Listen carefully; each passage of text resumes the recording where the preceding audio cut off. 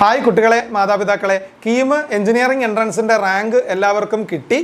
ഇപ്പോൾ നമ്മൾ കൗൺസിലിങ്ങിലേക്ക് പോവുകയാണ്. അപ്പോൾ അതുമായി ബന്ധപ്പെട്ട് എഞ്ചിനീയറിംഗിലേക്ക് അഡ്മിഷൻ എടുക്കാൻ പോകുന്ന കുട്ടികൾക്ക് ഓരോ എഞ്ചിനീയറിംഗ് ബ്രാഞ്ചുകളെ പരിചയപ്പെടുത്തുന്ന വീഡിയോസിൻ്റെ ഗ്രൂപ്പിലാണ് നമ്മൾ നിൽക്കുന്നത്.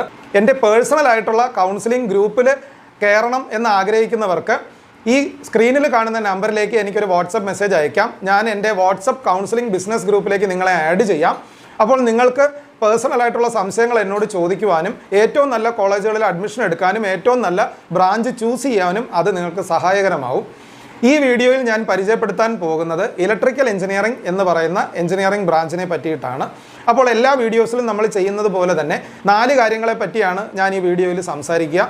1. ഇലക്ട്രിക്കൽ എഞ്ചിനീയറിംഗ് ബ്രാഞ്ച് എന്താണ്. 2.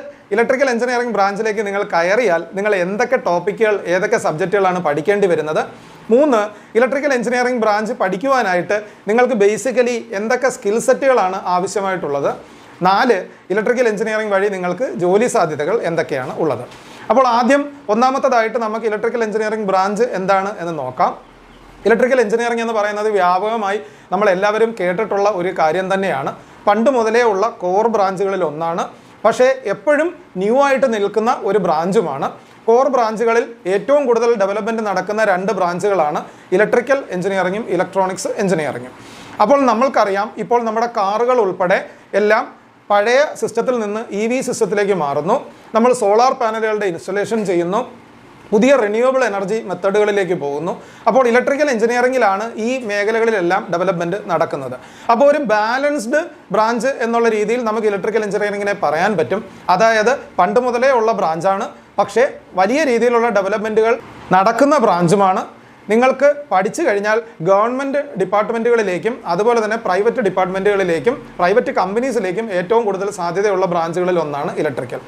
ഇനി ഇലക്ട്രിക്കൽ എഞ്ചിനീയറിംഗിലേക്ക് നമ്മൾ ജോയിൻ ചെയ്താൽ നമ്മൾ ഏതൊക്കെ സബ്ജക്റ്റുകൾ പഠിക്കേണ്ടി വരും? ബേസിക്കലി നമ്മൾ ഇലക്ട്രിക്കൽ സബ്ജക്റ്റുകൾ പഠിക്കേണ്ടതായിട്ട് വരും.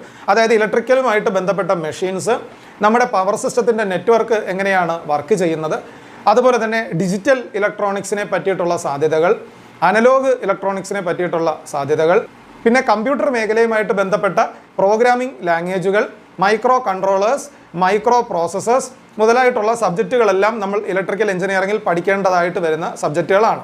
അപ്പോൾ നിങ്ങൾക്ക് ബേസിക്കലി നമ്മുടെ പവർ സിസ്റ്റം അറേഞ്ച്മെൻറ്റുകളിൽ അതുപോലെ തന്നെ ഇലക്ട്രിക്കൽ എനർജി വഴി വർക്ക് ചെയ്യുന്ന മെഷീനുകളിൽ താല്പര്യമുള്ളവരാണ് എങ്കിൽ നിങ്ങൾക്ക് ഉറപ്പായും സെലക്ട് ചെയ്യാവുന്ന ഒരു ബ്രാഞ്ചാണ് ഇലക്ട്രിക്കൽ എഞ്ചിനീയറിംഗിൻ്റെ ബ്രാഞ്ച്.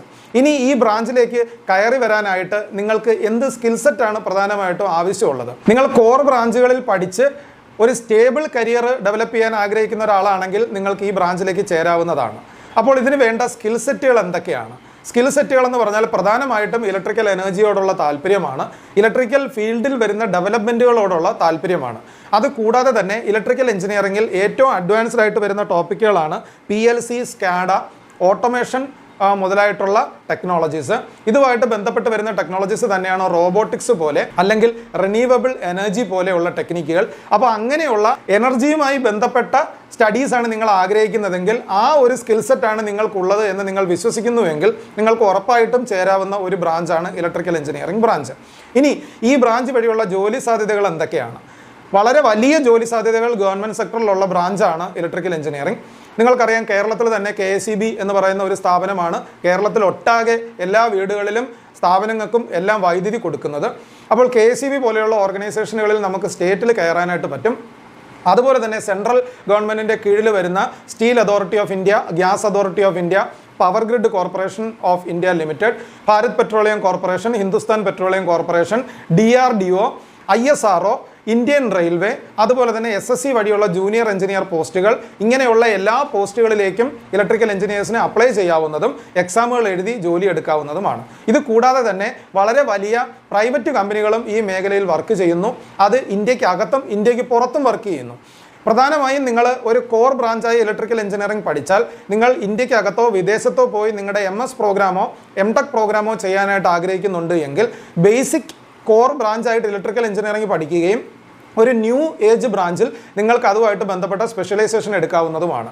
അപ്പോൾ നിങ്ങൾക്ക് സ്റ്റേറ്റിൽ നിൽക്കാനാണെങ്കിലും നാഷണൽ ലെവലിൽ ഒരു ഗവൺമെൻറ് ജോബ് എടുക്കാനാണെങ്കിലും ഒരു പ്രൈവറ്റ് ജോബിന് പോകാനാണെങ്കിലും ഹയർ സ്റ്റഡീസിന് പോകാനാണെങ്കിലും ഇൻ്റർനാഷണൽ ലെവലിലേക്ക് പോകാനാണെങ്കിലും നിങ്ങൾക്ക് എല്ലാ രീതിയിലും ഉള്ള സാധ്യതകൾ തുറന്നു തരുന്ന ഒരു ബ്രാഞ്ചാണ് ഇലക്ട്രിക്കൽ എഞ്ചിനീയറിംഗ് ബ്രാഞ്ച്. അപ്പോൾ മറ്റ് ബ്രാഞ്ചുകളുമായി ബന്ധപ്പെട്ട വീഡിയോകൾ ഇതിന് തുടർന്ന് വരുന്നതാണ്. നമ്മുടെ വീഡിയോ നിങ്ങൾക്ക് ഇഷ്ടപ്പെട്ടുവെങ്കിൽ ഉറപ്പായും ചാനൽ സബ്സ്ക്രൈബ് ചെയ്യുക. നിങ്ങൾക്കുള്ള സംശയങ്ങൾ നിങ്ങൾക്ക് കമൻറ്റുകളായിട്ട് രേഖപ്പെടുത്താം.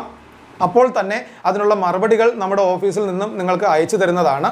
അപ്പോൾ ഇലക്ട്രിക്കലുമായി ബന്ധപ്പെട്ട സ്കിൽ സെറ്റ് ഉള്ളവരാണ് എന്ന് തോന്നുന്നവർ ഉറപ്പായും ഇലക്ട്രിക്കൽ എഞ്ചിനീയറിംഗ് ബ്രാഞ്ച് റൺ ചെയ്യുന്ന നല്ല കോളേജുകളുടെ ഒരു പ്രയോറിറ്റി ലിസ്റ്റ് ഉണ്ടാക്കുക. നമ്മുടെ റാങ്ക് അനുസരിച്ചിട്ട് ഏത് കോളേജിലേക്കാണ് നമുക്ക് അഡ്മിഷൻ എടുക്കാൻ സാധിക്കുന്നതെന്നുള്ളത് ഇനി വരുന്ന വീഡിയോകളിൽ നമുക്ക് ചർച്ച ചെയ്യാം. ഈ വീഡിയോ ഇവിടെ നിർത്തുന്നു. അടുത്ത വീഡിയോയിൽ നമുക്ക് കാണാം.